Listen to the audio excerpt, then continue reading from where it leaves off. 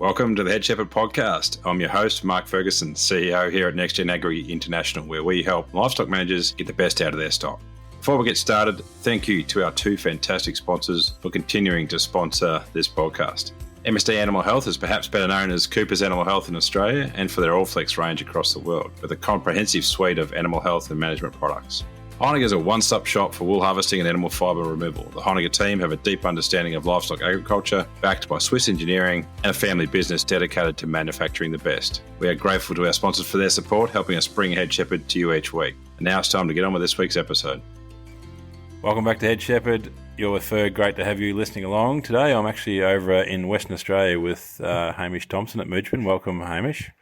Thanks, Ferg. Thanks for coming all this way to see us. Well, good, mate. Great to be back here. It is like coming home. We started work here in 2009, I think, running around lambing some experimental ewes, which caused all sorts of grief at the time. And we won't get into too many of those stories today, but what I do want to talk about is, I guess, progress since we last had you on Head Shepherd, which is a few years ago now, and just, I guess the things that are moving forward. I guess Moojepin well known for carcass and non-mulesing traits back in for a long time, and I guess over recent years been working on really honing in on more on those welfare traits, feet, worms, dag, all those sort of things becoming important. Yeah, it's been quite the journey, I guess, over the years. In the early 2000s, I guess we try to really simplify the type of sheep that we were breeding and really just put a lot of focus on growth, muscle and fat, and they became the three pillars, I guess, that sort of set us up in our breeding direction. And then through the years, when Mark Ferguson, or which later became known, NextGen Agri, came on board to work in collaboration with us, we really sort of started to hone in on these animal welfare traits that were becoming, I guess, a little bit more pronounced in the industry. So, you talked about it there, but dag and worms and breech wrinkle and cover, they sort of became like a mainstay of what we were doing.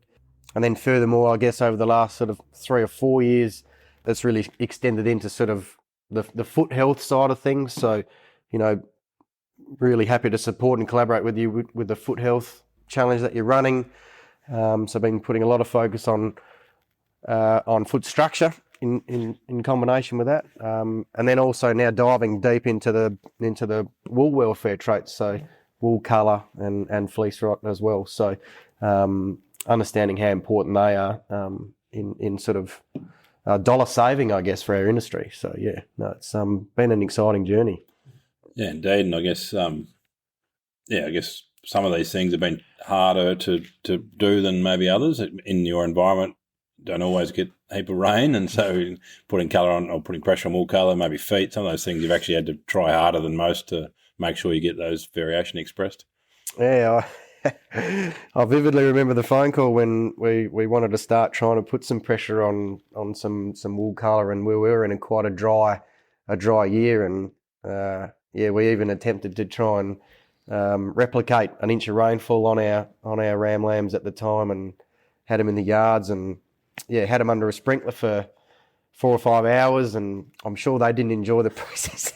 I don't know if I enjoyed it either, but look, it sort of worked to some varying degrees. But look, since then we've learned a lot more about how wool colour behaves, I guess, and I think no matter the environment, you sort of learn what to look for a little bit more. So haven't had to go to those lengths since, but.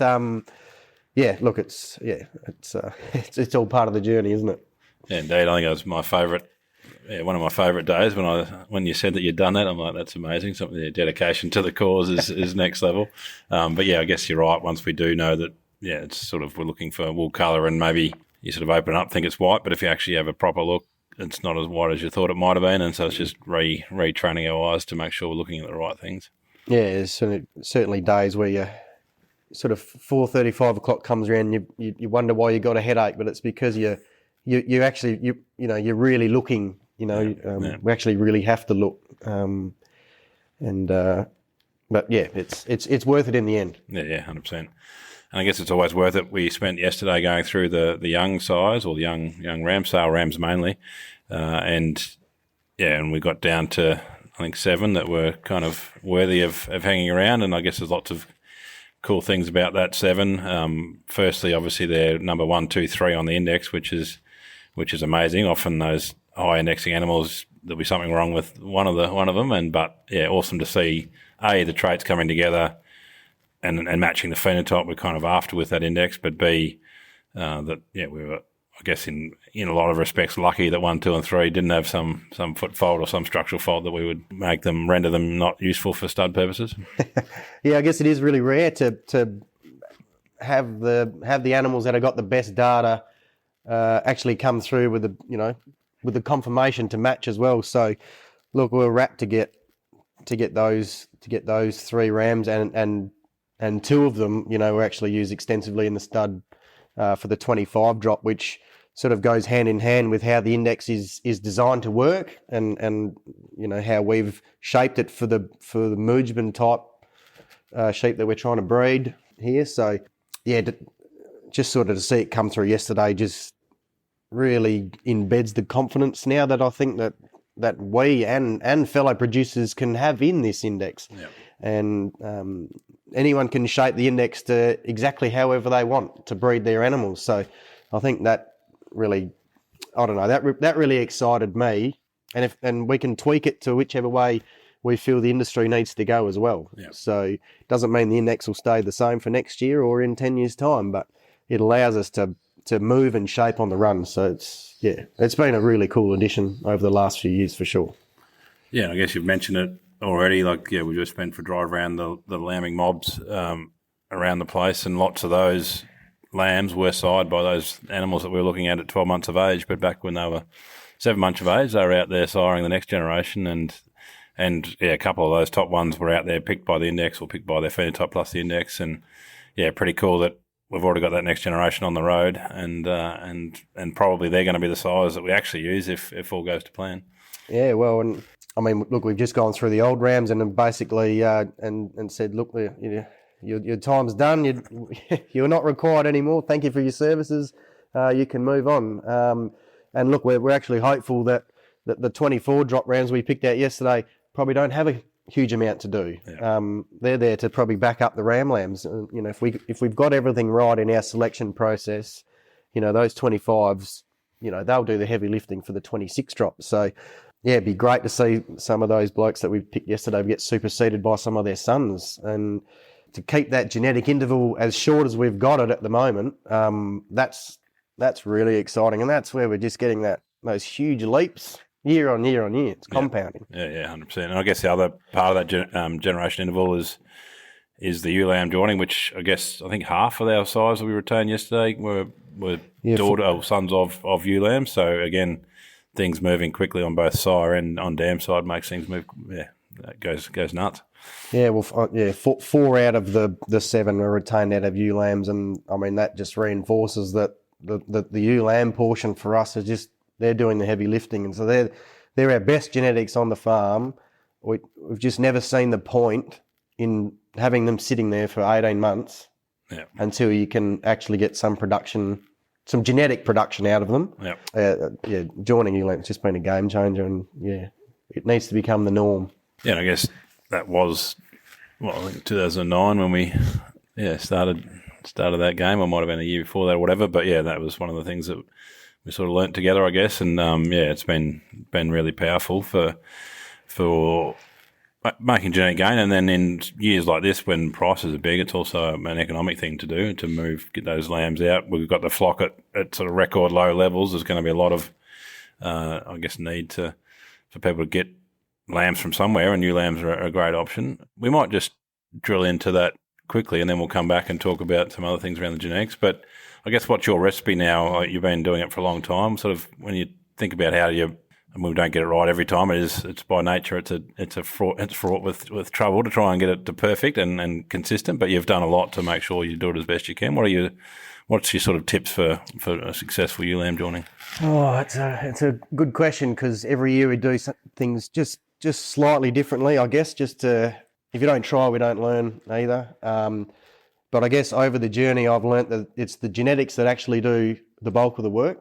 We have to manage those genetics to the best of our ability to get the result. It's not just going to happen. But the genetics are actually super, super powerful, what's underneath. And I guess, going back, 15 years ago when we first started. 2010 was the first year we decided to join ewe lambs. I think they were the heaviest we've ever had ewe lambs, and that still to this day is the worst result we've ever had in joining ewe lambs. And maybe if we'd scanned 23%, we probably should have, maybe it won't work. Yeah. Maybe Ferg, it's not the right thing to do, but we thought there is opportunity there, and if 23% can do it, well, surely more can as well. So I guess recently in the last sort of 3 to 4 years, I've sort of figured weight is critical, but I don't believe it's as important as maybe we first thought. I think there's something more going on in the genetic background there somewhere, and I'm yet to really fully understand exactly what's going on. But using a breeding value such as yearling conception has become incredibly powerful. We've got some yearling conception breeding values in some of our sires that are sort of plus 40, and their ewe lambs just get pregnant for fun, and it doesn't necessarily matter how heavy they are, as long as they're in good condition and on a rising plane. They don't have to be 50 kilos or 55 kilos. Like, we're more than happy to join down to 36, as long as we get the management from that joining day through to when they lamb correct. Yep. I'm not advocating that we want to lamb ewes down at 36 kilos. I don't think that's not desirable. But I think it just shows that we don't have to have them at that super high weight, to be successful. So that part's been really, really good to sort of discover and find out and work harder on. And then I guess moving into the actual lambing side of things is probably just working on getting that lambing condition right. Lambing 1-year-olds is different to lambing a 3 or 4-year-old ewe. They can do it at a lower body condition and do it quite successfully. Yeah, ewe lambs, I tend to think, probably need to be on the fatter end, just to be able to support that milk production and get them through the birthing process as well. So look, we try and push them, I guess, a little bit in that last trimester. Not excessive, cause prolapse issues or things like that, but just in comparison to our older ewes, where I'm trying to actually pull condition off them in that last trimester, because our genetic fat, they can tend to get a bit too fat at lambing time. Yeah. So look, I don't pretend to have got that part right with our ewe lambs yet, but that's just how we're going. And yeah, look, the last 3 or 4 years have been really successful with joining ewe lambs. We set a target of having a 70% conception with 100% repro, and the last 3 years we've exceeded that. So yeah, who knows? Maybe we need to shift the goalpost to 85% conception and 125% repro. So if we can do that consistently, it's a absolute no-brainer to be joining ewe lambs. And yeah, it's a really interesting point around the genetics by environment. I guess we've sort of got industry kind of industry methods that we would use in terms of live weight change and that sort of stuff, but that kind of assumes a normal or not an average reproductive sort of genetics, and what, I guess through the pressure that's being applied, both direct through that yearling conception breeding value, plus the fact we're using ram lambs born out of ewe lambs, plus we're using ewe lambs themselves. So there's kind of both breeding value pressure and just selection pressure generally means that obviously we're over the journey, you're just finding those ewes that will do it, and their genes get increasingly put into the flock. So you'd imagine that, we're starting to see an animal that won't behave like the average. It'll behave like a very different sort of, that's what you're obviously starting to witness. That's exactly right. And it's really cool looking at a pedigree sometimes of a sheep, and you go, oh, well, her mother was born out of a ewe lamb, who was born out of a ewe lamb, who was born out of a ewe lamb. And you're just like, well, that sheep I'm looking at is maybe 5 years ahead of where it should be. We probably wouldn't have had that sort of thing. So, they're just becoming so powerful, and it's such a unique part of our enterprise, I guess, our genetic enterprise. And I guess a good trade-off of it is, which is probably yet to be really properly assessed, is the production levels of them in year 2 as a 2.5-year-old. We're finding they're scanning, minimum 25% fetuses more if they've scanned in lamb as a ewe lamb. That's huge. Like if they're not getting lamb as a ewe lamb, they're at least 25% behind in that year too. So streaks in front. Yeah, and there's all sorts of benefits on a genetic front from that.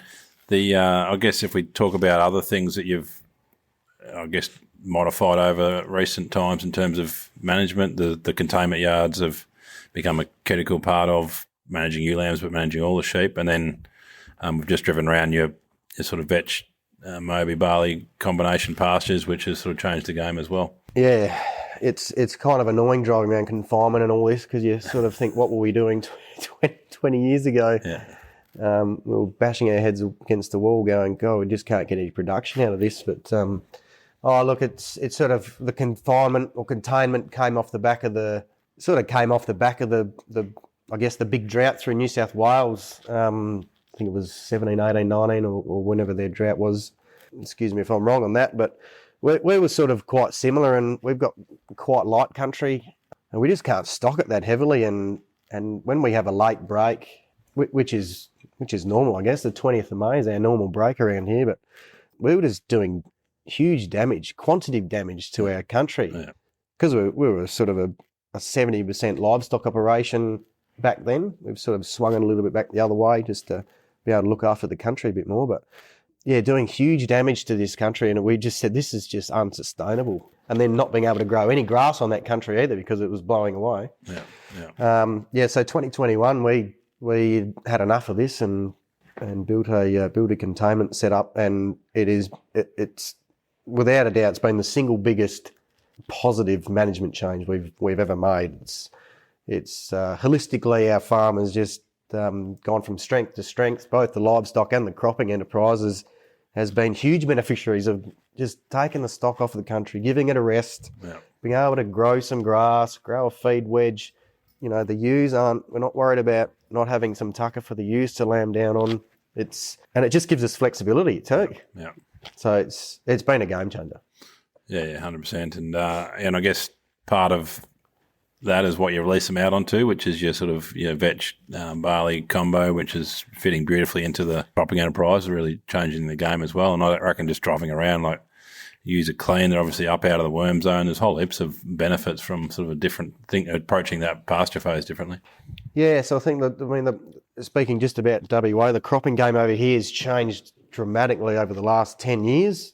You know, I came home from school in 2007 and my grandfather said to me, he said, don't you go and sow any wheat before the 25th of May. And nowadays all the seeders and everything's finished by the 15th, 20th of May. Yeah. Now it's all done. So what's happened is that now tractors are rolling a lot earlier. So late March is really like people will start sowing even canola then.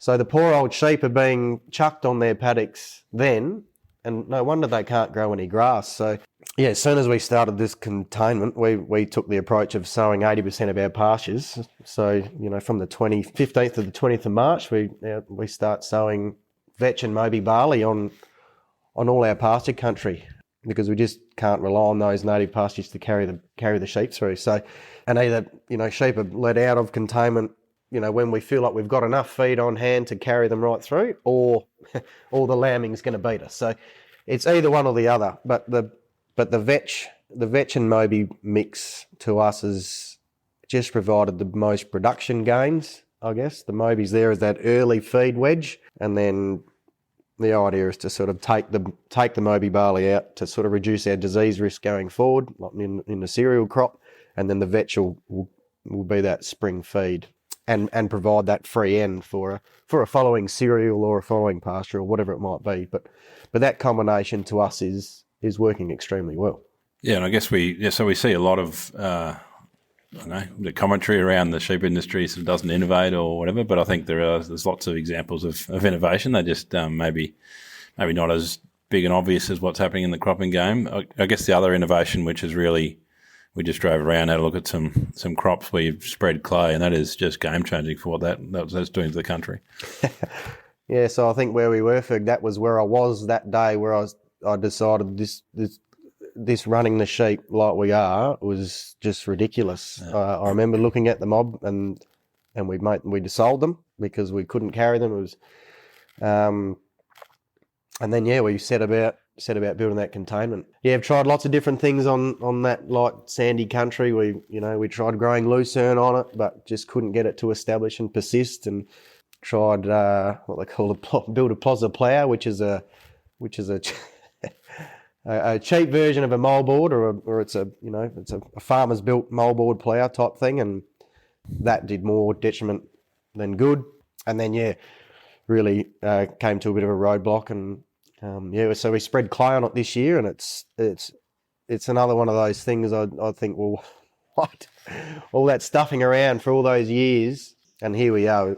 We're finally actually growing some grass, and it's set up for a cropping phase at the moment, but I couldn't care if we didn't take a seed of grain off it. It's just the fact that we've actually got some organic matter and some plants actually growing on there. It's amazing. It's been a fantastic investment, and he's booked in for another fair slab of country to do in the summertime. So so I guess for those people that aren't familiar with what we're talking about, what does sort of clay spreading look like in terms of physicality of getting in there and changing the soil type? Yeah, so clay spreading, there's a few different ways that you can do it, but we did it using grader buckets, they're called, grader buckets is what I know them as.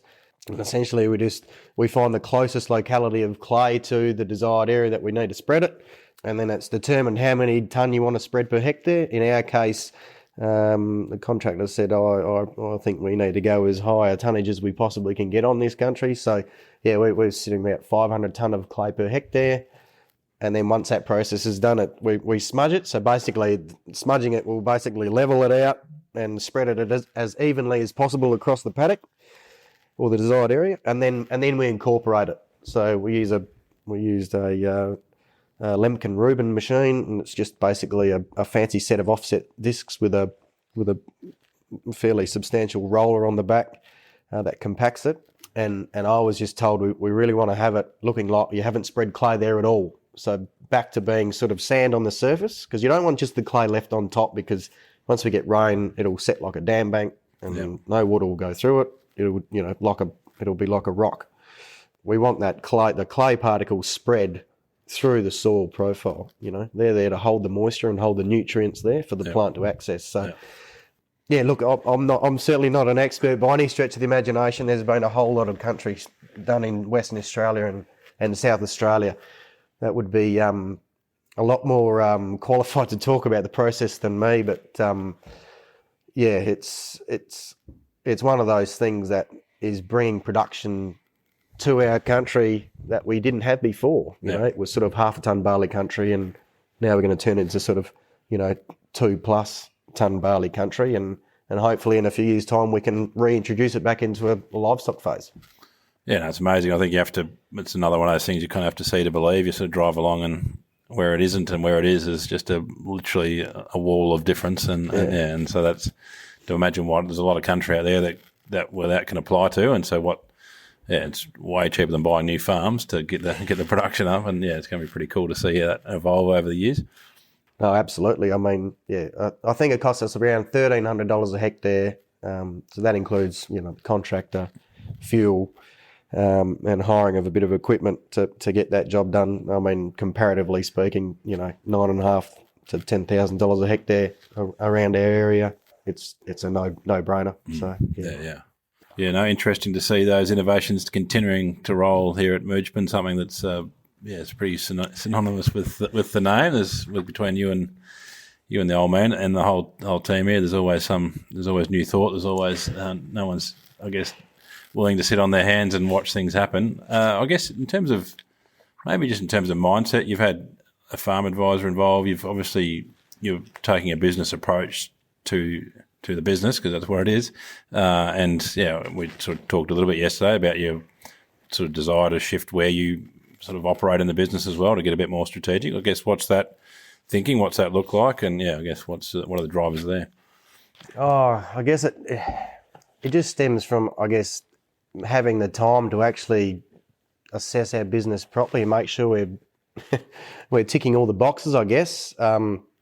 We've gone through fairly substantial growth in the last 2 or 3 years, and a lot of lease country. So you never quite really know where you're going to be from a 3 or 4 year period to the next 3 or 4 year period, depending on being able to secure land. But we've sort of tripled our acreage, doubled our sheep flock, tripled our cropping enterprise, all meanwhile sort of maintaining the same number of staff. So yeah, sort of, I guess, really trying to being able to step back from that operations type role is becoming increasingly important, I think, to me, and just making sure that we're doing everything that we need to do to make it a successful enterprise. Because it is easy just to go and jump in a machine and go and spray that barley or whatever and just say, oh, well, I'm doing a job. But then, in a week's time, all those high level jobs, that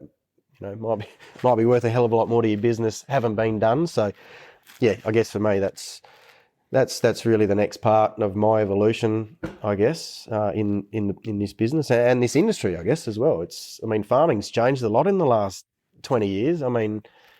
20 years ago, most farmers, they did all the work, they did all the book work, they did everything. Yeah. Whereas I think now they've become these high level, intricate businesses that require the adequate levels of ownership and leadership. It's becoming increasingly more important. So, yeah. Yeah, no, 100%. It's and hats off to.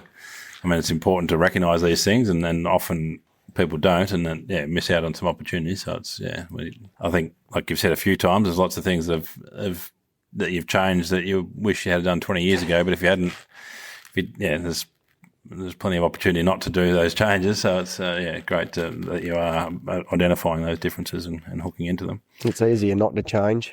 Change is hard. I think you of all people probably see how difficult it is to make people see that change can be good. Yeah. It's hard to tell someone that you're going to change. It's hard to go to your current ram provider, for example, and say, I'm not going to buy rams there anymore, I'm going to go somewhere else. That's an uncomfortable thing to do, and change is uncomfortable, but change is necessary as well. Yeah. If we don't change, it's going to be a fairly boring old life. Unfortunately. Yeah, the alternative is not much chop, unfortunately.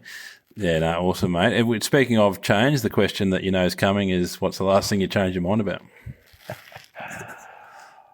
Yeah, I've been listening to some of these podcasts and go, I dread the day that I get asked this question. But no, look, I think the last thing I probably changed my mind about, it probably goes to our pasture program. We've been driving around some pastures today that might have got a little bit out of control. Yeah, we're very lucky through the rains that we got through June and July and August, and the feed just kind of got a little bit away from me. Didn't have enough mouths to eat it off. So I wasn't going to spray the grass out, essentially, and we decided at the start of the week, no, we're going to regret not spraying the grass out. So to let the vetch come through and the vetch be the dominant crop and really set it up for next year's cropping program. So that was one thing I changed my mind about. I'm always frightened of taking too much. Like, you got the feed, you're like, oh, geez, I don't want to kill it, but I know that the feed underneath is going to be better quality and better for the future, crop or pasture. Yeah. So yeah, the last thing we changed my mind about, we had a meeting on Monday with everyone here, and we decided that all those Moby barley and vetch pastures will get the grass selectives over them and set them up for the spring and for next year. So yeah, hopefully that sort of answers your question. Yeah, no, that's good, mate. And the final question we ask everyone is, who's the best human you've had the opportunity to learn from? Oh, look, it's it's never one. I know you've got 6 or 7 or 26. Probably fairly boring, but yeah, my old man, bloody hell, he's never ever cared what anyone thinks about him, and he's just given me so much strength to be able to just do what you want to do, mate. So that's held me in really good stead. Oh, look, he's had some pretty wild ideas over the years. He's such an innovative bloke. He's one of the first people in WA to use knife points on a combine. One of the first people to grow canola in WA. Stopped mulesing in 2004 before most people. took the wrinkles off sheep, like just all these things that I guess no one else would ever have the guts to do. He just thought, well, whatever, so what? Like, we'll have a crack. Yeah. And sort of stems into what he's doing now with his,